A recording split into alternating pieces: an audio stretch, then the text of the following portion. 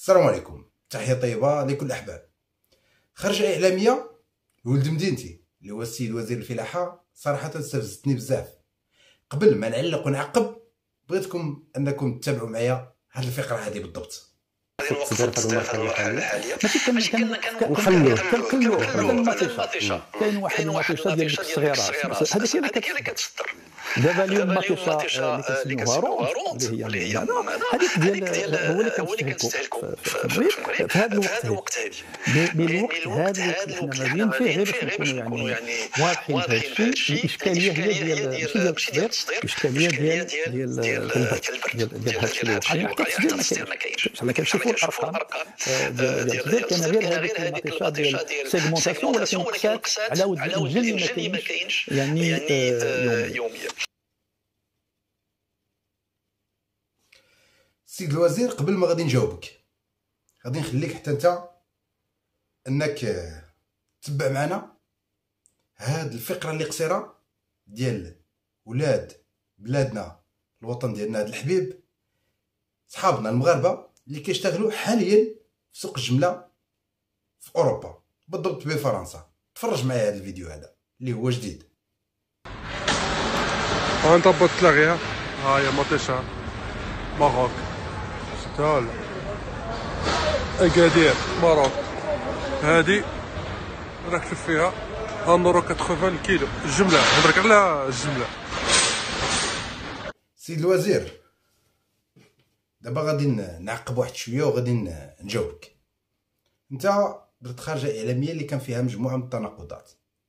تكلمت على البرد وتكلمت على انه التصدير هو اللي كيتحكم يعني في كما وقع الموسم الماضي، ولكن انا غادي نتكلم على هذه الفقره بالضبط اللي تكلمت عليها. انت قلت باننا ما كنصدروش ديك الطماطم العاديه اللي كنستعملوها حنا المغاربه، كنصدروا فقط هذيك الطماطم الصغيره كما جا في الفيديو ديالك.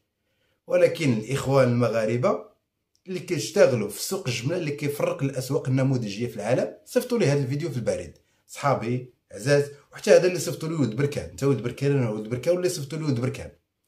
ونأكد لك بانني انا فقط هذا الاسبوع كنت في فرنسا، واكبر منتوجات كاينه ديال الخضر والفواكه في السوق العالميه اللي شفتها انا بعينيا هي ديال المغرب، والطماطم المغربيه موجود بكثره.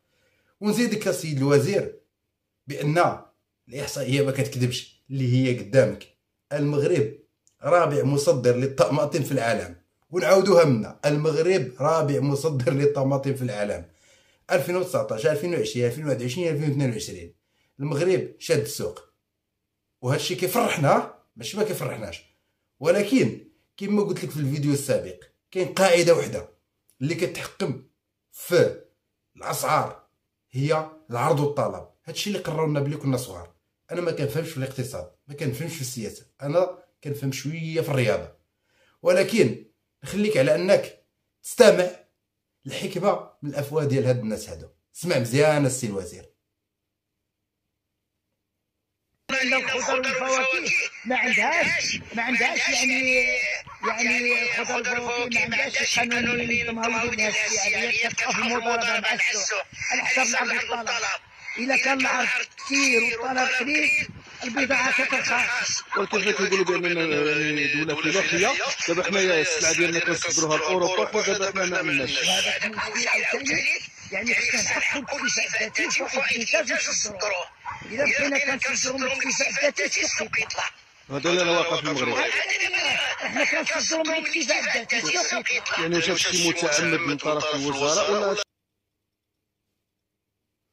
سيد الوزير، راه كاين بزاف بحال هاد النوع اللي كيفهم هادشي. راه واضح للكبير والصغير، راه ماشي البرد اللي فرع المنتوجات المغربيه، لان اصلا كاين وفره. المشكل اللي كاين هو انه في البدايه كانوا تصدير لاوروبا كان عن طريق لي نورم، كانوا شروط، وكانت ترجع السلعه بزاف وكانت كطيح في السوق لان كان يكون العرض بزاف. دابا عارفين بانه التصدير ديال المغرب، وبما انني الحمد لله جنه افريقيه تقريبا طولا وعرضا، كاين المنتوجات المغربيه كذلك بدون شروط. حنا ماشي ضد التصدير، حنا مع التصدير، ولكن بغينا داك الاكتفاء الذاتي للمغاربه.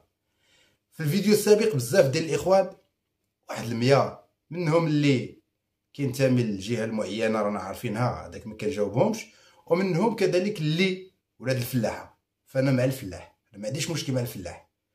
والفلاح انا متاكد بانه الثمن اللي كيديو به باش يصدروا هو الثمن اللي غادي يلقى حتى في السوق المحليه، يعني ما غاديش يضر بحال بحال، لان ماشي هو اللي كيستافد. اما داك النوع اللي كيسبنا وعايرنا في اللايف او الفيديو كنقولوا له ما على باليش بك، لان المشاهده اللي حق الفيديو السابق هي 1,200,000 1,200,000 وانت ما وصلتش حتى ديك ال 200 اللي انتقدتنا. تحيه لكم، بغينا نوضحوا هذه النقطه هذه.